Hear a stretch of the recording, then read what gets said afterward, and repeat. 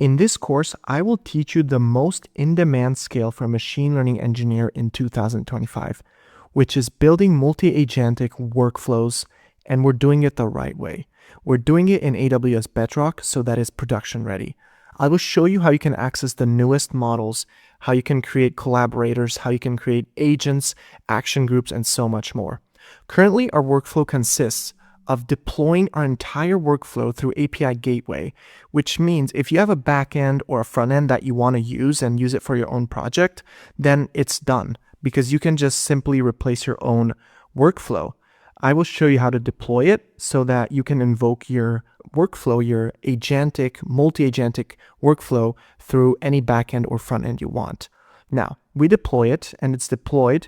Once invoked, it will call Lambda function, which calls on the supervisor agent. But what are we building?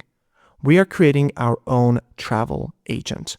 That means we're going to have a supervisor agent who's going to have access to additional agents such as the accommodation agent and the restaurant agent.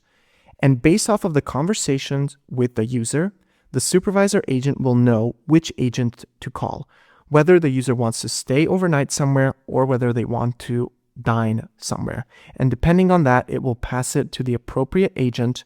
The appropriate agent will have action groups. Right now, they're Lambda functions, and they can invoke other APIs, whether that's a NoSQL or a SQL database. Right now, our data is going to be located in S3, and we're going to have a list of hotels or Airbnbs that the user can go to, and also restaurants.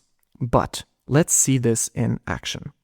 So over here, this is the live URL that is for the API, which we deployed through API Gateway. And we're going to have a persistent session. So I'm going to keep the session the same so that we're going to be able to talk back and forth. And I'm going to say, I want to stay in Austin for 3 nights. Let's see what happens. So I sent the request. Oops, sorry. This is supposed to be a post request. So I'm sending the request. And what's happening right now is we're hitting API Gateway, which triggers a Lambda function and forwards the request to the supervisor agent. And the supervisor agent is going to decide which additional agent to call on. So as you can see right now, my internet is pretty laggy, which is why it's so slow. But once we have the response, as you can see, I found a hotel in Austin called Sapphire Stay. For Airbnb options, I need some additional information. Could you please let me know your preferences for the following? Do you need pets? Do you need a pool or sauna? And first, let's say I want to stay in an Airbnb and I want to sleep there with my dog, and I don't care if it has a pool or a sauna. And before I continue, let's take a look what happened. So I said I wanted to stay overnight in Austin, and it already found a hotel for me. But for Airbnb options, it's asking me for additional filters. Now, why is that? Well, let's send in this request, and in the meantime, I will show you. So if we go back to our database, as you can see, our list of Airbnbs are over here. And each Airbnb is specified whether their pets are allowed, it has a pool or a sauna. And for the list of hotels, we can specify the location. And remember, I said Austin. And as you can see, it found the Sapphire Stay in Austin. But for Airbnbs, it needed additional information from me, right?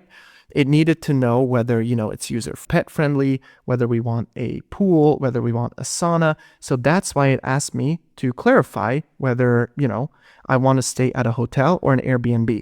So we know that the accommodation agent has been called by the supervisor agent.